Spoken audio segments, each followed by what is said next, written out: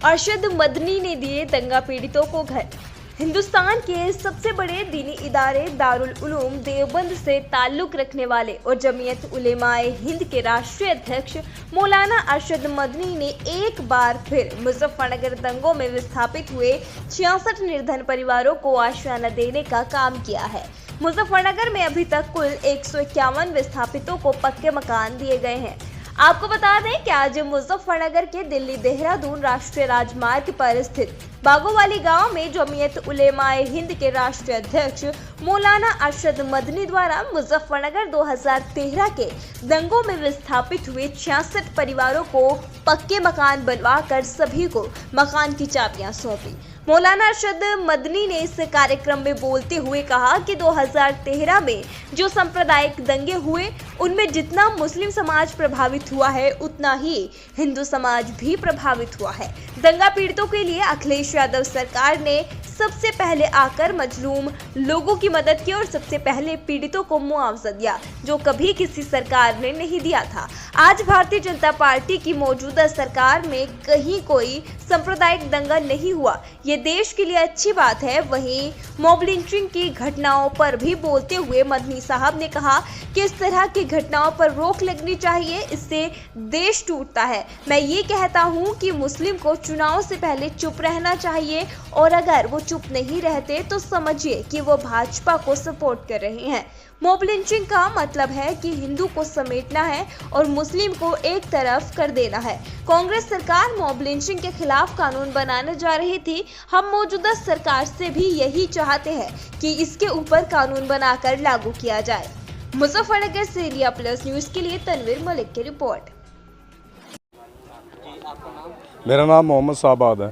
साबाद जी, आज जमीयत की तरफ से आपको मकान दिया गया, क्या कहना चाहिए? जी, इसमें बहुत अच्छी बात की है। मौलाना अरशद मदनी की तरफ से हमको बहुत को मकान मिले हैं, मदद की है और उन्होंने बहुत अच्छा किया है।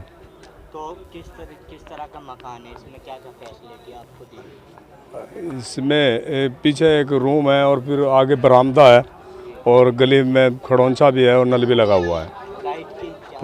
लाइट के अभी खंबे लगे हैं, लाइट भी आ जाएगी। तो आप लोग कहाँ से पीड़ित? सिसोली से। दंगे के दौरान आप?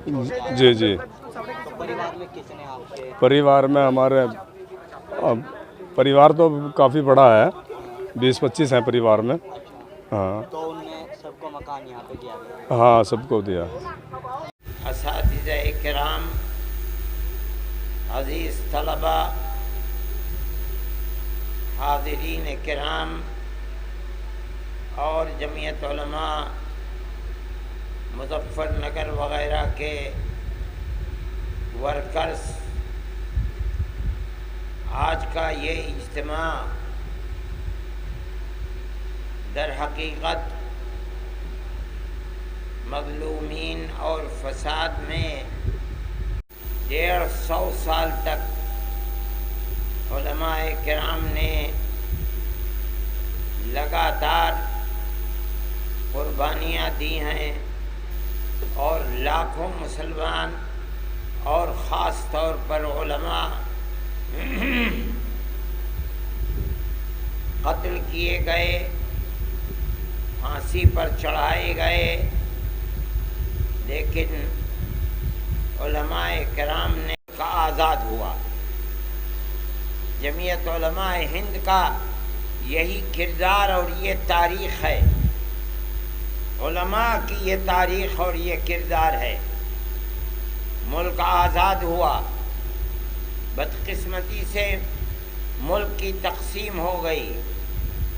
जमीयत उलमाए हिंद तन्हा वो जमात है जो गांधी जी को, जवाहरलाल नेहरू को पकड़ कर बैठ गई कि आपने हमसे मुल्क की आज़ादी के बाद सेकुलर दस्तूर बनाने की बात की थी और वादे किए थे, आप उन वादों को पूरा कीजिए।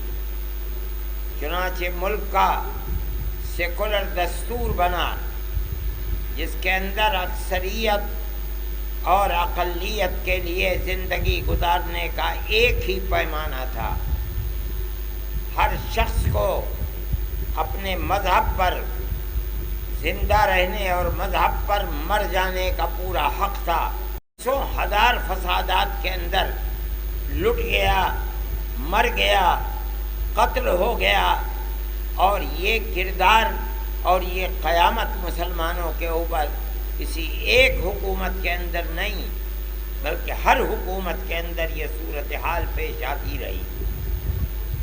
آج کے دور کے اندر یہ چیز اور بھی زیادہ ظاہر آیا ہے کہ اسلام کے خلاف اور اسلام کے ماننے والوں کے خلاف زندگی کے کسی شعبے کے اندر اکثریت کی طرح یکسانیت کے ساتھ زندگی گزارنے کا موقع نہیں ملتا ہے. لگ گیا اور ہماری ساری محنت جو ہم کر رہے تھے وہ موقوف ہو گئی. اس میں تقریباً 2 سال گزر گئے. ہم نے اس مسئلے کے اندر لاک ڈاؤن کے اندر کچھ ڈھیل آئی, پھر از سے نو شروع کیا. بجلی کا کام بہت ہو چکا ہے اور عن قریب آج دوپہر تک یا شام تک ہر گھر کے اندر بجلی انشاءاللہ آ جائے گی. سڑکوں کے اندر کھرنجے لگنے کا کام ہم نے شروع کر دیا ہے مکمل. اس کو آپ بھی جانتے ہوں گے کہ فساد کرنے والے کون لوگ ہیں. فساد کس لیے کیا جاتا ہے؟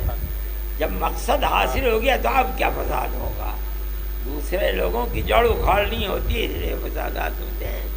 آپ یہ دیکھیے کہ اگر کانگریس گورنمنٹ کے اندر 5 پیسے ڈیزل کے اوپر بڑھ جاتے تھے تو کتنا ہنگامہ ہوتا تھا. آج ڈیزل اور پیٹرول 100 روپیہ ہے اور کوئی بولنے والا نہیں ہے. تو یہ تو سب دنیا جانتی ہے کہ شور مچانے والے لوگ کون ہیں. انہیں اکھلیش گورنمنٹ کو باوجود ہے کہ انہوں نے بہت اچھے کام کیے, ان کو گرانا تھا, انہوں نے گرا دیا. گرانے کے بعد اب کسی شور کی ضرورت نہیں ہے, کیا شور مچائیں گے؟ ملک کی تو چیز ہے نہیں. آپ طالبان کے بارے میں مجھ سے کیوں پوچھتے ہیں؟ میں آج تک کبھی افغانستان گیا نہیں.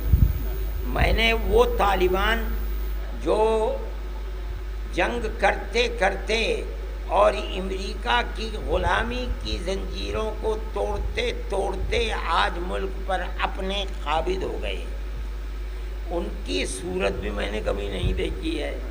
میری گفتگو بھی کبھی نہیں ہوئی ہے ان سے. آپ مجھ سے کیوں پوچھتے ہیں طالبان کے بارے میں؟ آپ کسی سے بھی پوچھئے.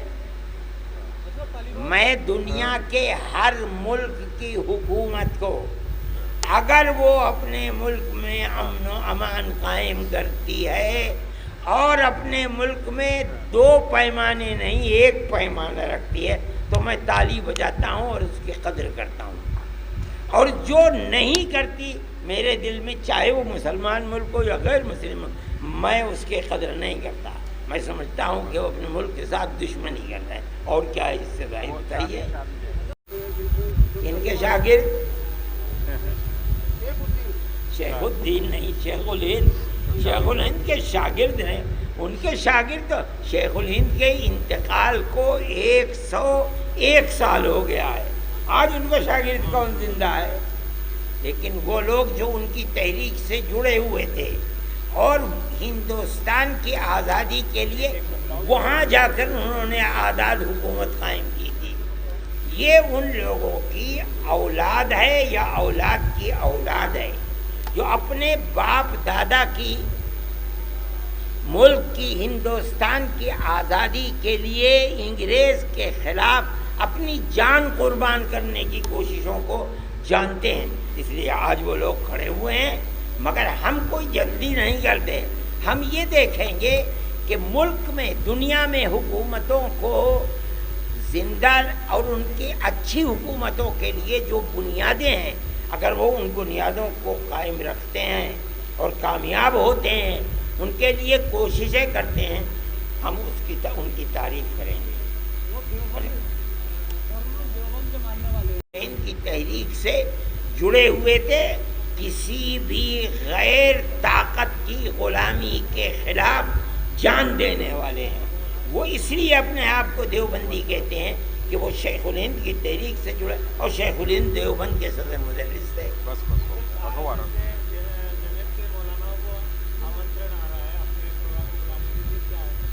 ہمیں کوئی حرج نہیں, ہم RSS کیا, جب RSS کے موہن بھاگوت جی سے ہم نے ملاقات کی ہے, انہوں نے مجھ سے اسی وقت کہا تھا کہ میں آپ کو بلاؤں گا اپنے جلسوں میں. نے کہا آپ جہاں بلائیں گے میں وہاں جاؤں گا, بات میں اپنی ہی کہوں گا. کہنے لگے بالکل ہم اس کے لیے کام کریں گے. چنانچہ انہوں نے کام بھی کیے اور اس کی بنیاد کے اوپر انہیں بڑی گالیاں دی. تو گڑیا نے کتنی سخت باتیں ان کے بارے میں کہی ہیں, مگر میں اس کی قدر کرتا ہوں. انہوں نے مجھ سے جو وعدہ کیا تھا کہ ہم ہندو مسلم اتحاد کے لیے کام کریں گے, کام کیا. وہ اس میں کتنا کامیاب ہیں میں نہیں جانتا. اگر مجھ کو موہن بھاگوت جی بلائیں گے, انہوں نے جو مجھ سے وعدہ کیا تھا, مجھے جانے میں کیا تکلف ہے. میں اپنی بات میں نہیں جان رہا, مجھے نہیں بلائے گا.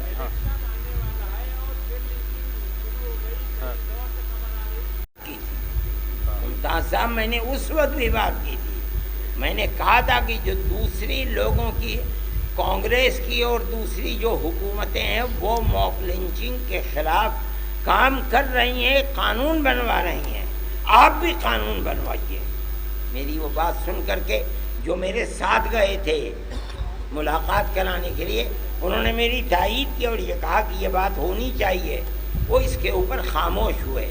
میں یہ سمجھا کہ ہو سکتا ہے کہ وہ اس سلسلے کے اندر آگے بڑھیں, لیکن آج کی صورتحال اس کا مقصد علاوہ ہندو کو سمیٹنا ہے, مسلمان کو ایک طرف کر دینا ہے, ہندو کو ایک طرف کر دینا ہے.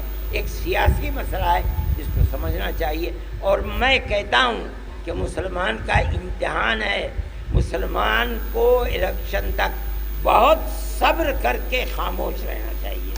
اور اگر نہیں رہتا خاموش تو اس کا مطلب یہ ہے کہ وہ BJP کے پروگرام کے اندر اس کی حمایت کر رہا ہے. India Plus News, صرف وہی جو صحیح.